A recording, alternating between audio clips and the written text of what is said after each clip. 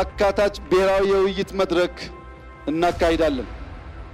የምክክር ሂደቱ ችግሮቻችንን በጠረጴዛ ዙሪያ ይፈታሉ ብለው የሚያምኑትን የሚያካትት በፖለቲካ ልሂቃን መካከል የሚደረግ ሂደት ብቻ ሳይሆን ሁሉም የህብረተሰብ ክፍሎች ተሳትፎ ያገናዘበ አጠቃላይ ሂደቱ አካታችና አሳታፊ እንዲሁም በኢትዮጵያውያን እየተመራ ሀገር በቀል መፍትሄዎች ለማፍለቅ ታልሞ የሚከናወን ይሆናል።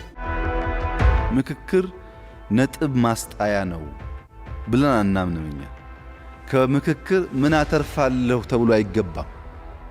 ሁሉም ሊመካከር የተዘጋጀ ኃይል ማሰብ ያለበት ኢትዮጵያ ምን ታተርፋለች፣ ልጆቻችን ምን ያተርፋሉ ነው እንጂ የዚህ ውይይት ውጤት በግል በዚያ ውይይት አንድ ፓርቲ ወይ አንድ ቡድን የሚያገኘው ትርፍ የለም። ሁላችን በየአቅማችን ድጋፍ ካደረግን ብቻ ነው የኢንክሉሲቭ ናሽናል ዲያሎግ ጉዳይ ፍሬ የሚያፈራው። እኛ ጋር ያለው ችግር በትንሽ በትልቁ ነገር ሳይጀመር ጫዋታ ፈረሰ አባይ ደፈረሰ ምንል ከሆነ አይሆንም። ጫዋታ ፈረሰ አባይ ደፈረሰ ከማለታችን በፊት ጫዋታው እንዳይፈርስ ውሃው እንዳይደፈርስ ማድረግ የሚገባንን ነገር በልኩ ማድረጋችን ማረጋገጥ ያስፈልጋል።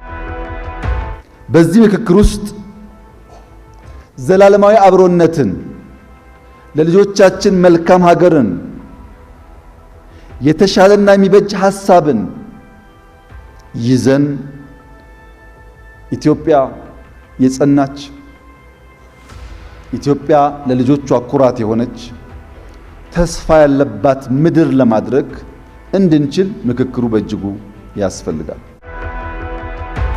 እንዴት ነው መንግስት ወዶ ፈቅዶ ህዝብ ተወያይቶ ስልጣኔ በህግ ተገድቦ የህዝብ ጥያቄዎችን በህገ መንግስት ተካተው እንዲሻሻሉ ፍቃድ አለኝ ሲል ለዚያ መሻት የሚታገሉ ሰዎች አንወያይም እንዴት ይላሉ? ካልተወያዩስ ለምን ፖለቲካ ይፈልጋሉ? ፖለቲካ ፕራይመሪሊ ውይይት ነው። ይሄ ውይይት ያስፈልጋል።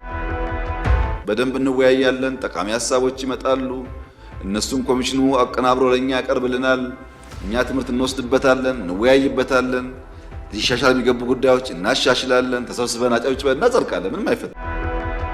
ሳይንስ በቀላሉ መርምሮ ፈትሾ ሊመልሳቸው የማይችሉ ድልብ ሀብት በእኛ ህዝብ ልምምድ ውስጥ ነበረ። ይጋጫል፣ ግን ይነጋገርና በይቅርታ በካሳ ይፈታል። ይህ ንግግርና የይቅርታ ባህላችን ኢትዮጵያን አጽንቷል።